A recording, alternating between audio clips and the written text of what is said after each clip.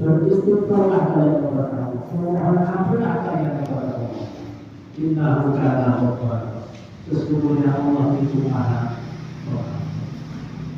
Jadi yang pertama apa yang kita raih dari istighfar adalah ampunan dari Allah. Sebesar apapun dosa, seberat apapun dosa, apapun latar belakang, berzina, memabukkan, berzina, membunuh, sebesar apapun dosa yang kita lakukan, kalau kita mau kembali kepada Allah, mau tobat kepada Allah, mau beristighfar kepada Allah, Allah akan ampuni semuanya. Karena innahu kana ghaffara. Sesungguhnya Allah Maha Pengampun. Dan yakinlah bahwa ampunan Allah itu lebih besar daripada dosa yang kita lakukan. Itu yang pertama.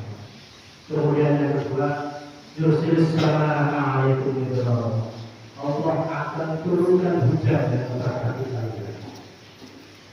Ketika atau di suatu daerah sedang kekeringan, kemarau panjang, tidak ada hujan, musim panas, maka kita perlu tersebut mau beristighfar kepada Allah, mau berdoa kepada Allah, Allah akan turunkan hujan dari Allah akan turunkan barokah dan berupa air hujan yang bermanfaat bagi kita, sehingga tanah kembali subur, tanaman-tanaman kembali tumbuh dengan baik, sehingga mereka bisa menikmati hasil dari pertanian dan perkebunan mereka. Pernah suatu ketika sahabat Umar bin Khattab diminta oleh sahabat-sahabat lain untuk berdoa kepada Allah. Ya Umar, tolong doakan kepada Allah, turunkan hujan dari kami. Maka apa yang diucapkan oleh Umar? Doa apa yang diucapkan oleh Umar? Tidak ada doa yang diucapkan oleh sahabat Umar kecuali istighfar. Beliau hanya istighfar dari mulai awal dia berdoa sampai akhir dia berdoa. Ucapan yang beliau ucapkan adalah kalimat istighfar. Dulu hanya istighfar. Kemudian ditanya oleh sahabat-sahabat lain, ya Allah, saya tidak mendengar ucapan yang keluar dari lisanmu kecuali kalimat istighfar, ucapan istighfar. Apa jawabannya? Karena saya yakin bahwa istighfar ini akan memberikan istighfar ini yang akan memberikan, yang akan Allah berikan kepada kita hujan yang berkah. Itulah jawaban dari Umar. Jadi ketika suatu daerah mengalami kekeringan, sulit hujan, maka banyaklah beristighfar kepada Allah. Insya Allah Allah akan turunkan hujan di daerah tersebut. Kemudian menuju berlaku di amwal, Allah akan memperbanyak harta kalian. Allah akan memperbanyak harta kalian. Tapi jangan ada menulisku rezeki karena tidak mampu, waktu dan sempit. Maka apa yang harus kita perbuat? Perbanyak istighfar. Perbanyak istighfar. Karena istighfar itu akan menjadi pembuka rezeki, sehingga rezeki kita bisa mengalir dengan lancar. Dan Allah akan gerakkan hati manusia untuk berkat kepada kita, untuk tertarik kepada dagangan kita, untuk memberi dagangan kita, untuk memenuhi orderan kita. Itulah dasarnya istighfar. Kemudian benih dari kita lakukan lalu berbani. Allah akan memperbanyak harta kalian, benih dan anak keturunan kalian.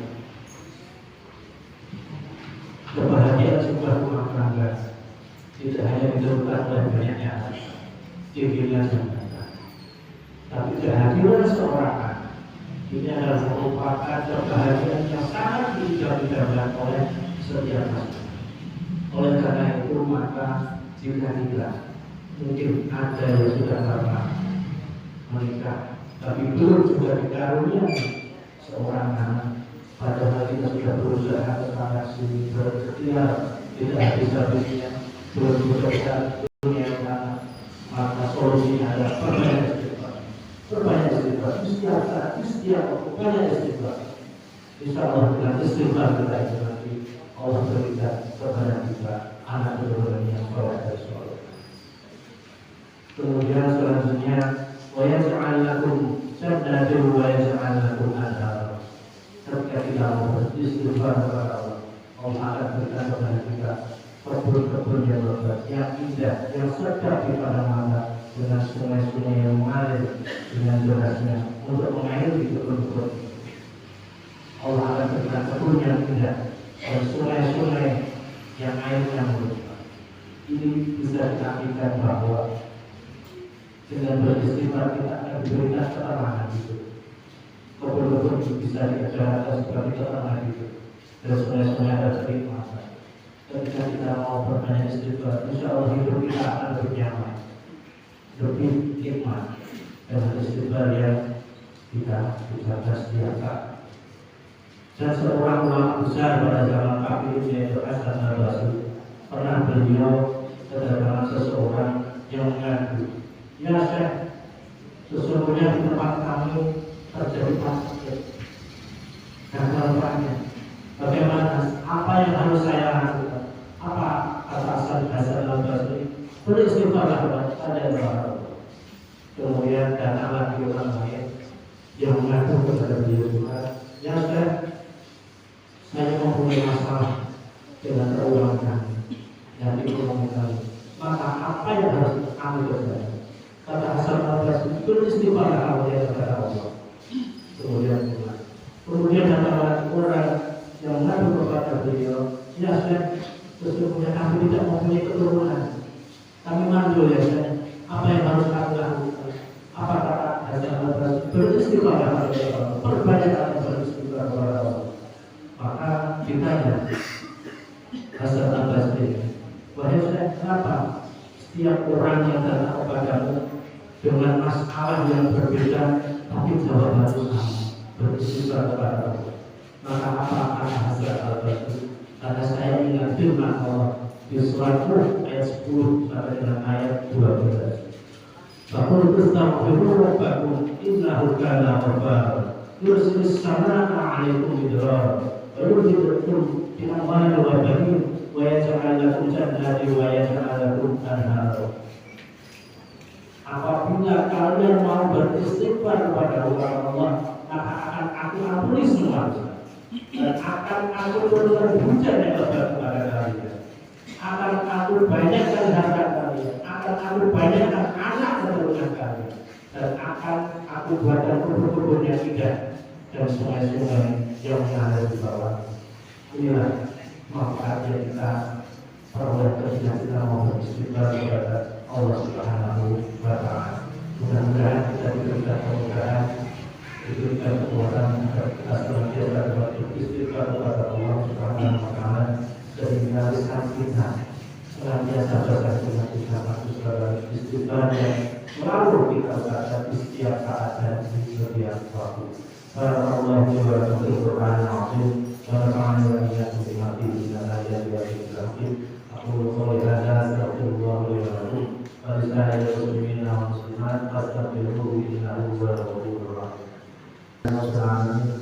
Wa bihi nasta'inu ala umuri al-din. Asyhadu an la ilaha illallah wahdahu la syarika lah wa asyhadu anna Muhammadan abduhu wa rasuluh. Allahumma shalli wa sallim wa barik ala sayyidina Muhammad wa ala alihi wa ashabihi ajma'in. Ya ayuhan nas ittaqullaha haqqa tuqatih wa la tamutunna illa wa antum muslimun. Inna Allaha wa malaikatahu yusholluna 'alan nabi. Ya ayyuhalladzina amanu shallu 'alaihi wa sallimu taslima. Allahumma shalli wa sallim wa barik ala sayyidina Muhammad wa ala ali sayyidina Muhammad kama shallaita ala sayyidina Ibrahim wa ala ali sayyidina Ibrahim wa barik ala sayyidina Muhammad wa ala ali sayyidina Muhammad kama barakta ala sayyidina Ibrahim wa ala ali sayyidina Ibrahim fil 'alamin innaka Hamidum Majid. Allahumma birahmatika ya arhamar rahimin. Allahumma ighfir lil mu'minina wal mu'minat wal muslimina wal muslimat al-ahya'i minhum wal amwat innaka sami'un qaribun mujibud da'wat. Rabbana ighfir lana wa li walidayna warhamhuma kama rabbayana shighara.